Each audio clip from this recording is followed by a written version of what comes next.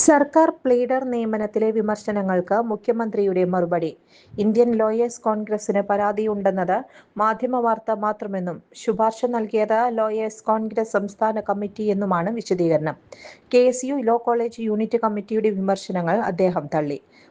ഒരാൾ കോളേജിൽ പഠിക്കുമ്പോൾ SFI ആയിരുന്നു, മറ്റൊരാൾ കോളേജിൽ പഠിക്കുമ്പോൾ ABVP ആയിരുന്നു എന്നുള്ളതാണ് രണ്ട് പ്ലീഡർമാരുടെ നിയമനവുമായി ബന്ധപ്പെട്ട് ഉയർന്ന ആരോപണം. കോൺഗ്രസിലെ അഭിഭാഷക വിഭാഗമായ ഇന്ത്യൻ ലോയേഴ്സ് കോൺഗ്രസ് പരാതി പറയുന്നുവെന്നാണ് നിങ്ങൾ പല മാധ്യമങ്ങളും പറഞ്ഞത്.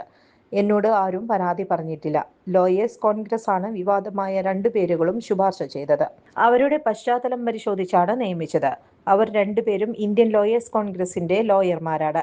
KSU ഇതുമായി ബന്ധപ്പെട്ട് ഒരു പരാതിയും നൽകിയിട്ടില്ല. തിരുവനന്തപുരം ലോ കോളേജിലെ KSU യൂണിറ്റ് കമ്മിറ്റിയാണോ ഗവൺമെന്റ് പ്ലീഡറെ തീരുമാനിക്കുന്നത്? അവർക്കെന്താ ഗവൺമെന്റ് പ്ലീഡറെ നിയമിക്കുന്നതിൽ കാര്യം? മുഖ്യമന്ത്രി ചോദിച്ചു.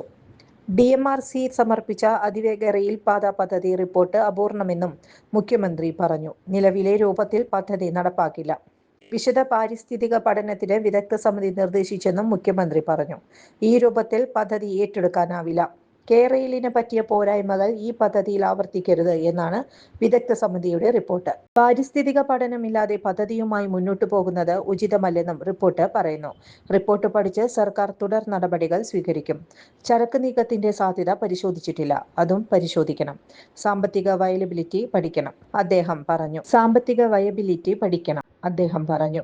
News desk any time news.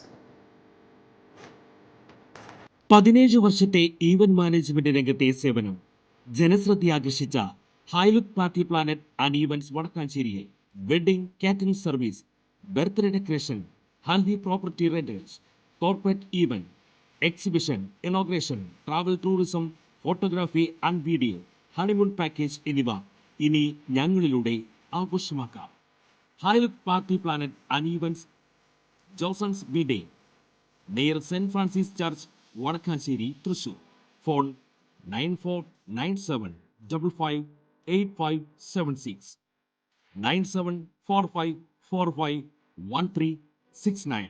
കൂടുതൽ വാർത്തകൾക്ക് ഞങ്ങളുടെ ചാനൽ സബ്സ്ക്രൈബ് ചെയ്യുക. ഫേസ്ബുക്ക് ഫോളോ അപ്പ് ചെയ്യുക. വാർത്തകൾ വേഗത്തിലറിയാൻ എനി ടൈം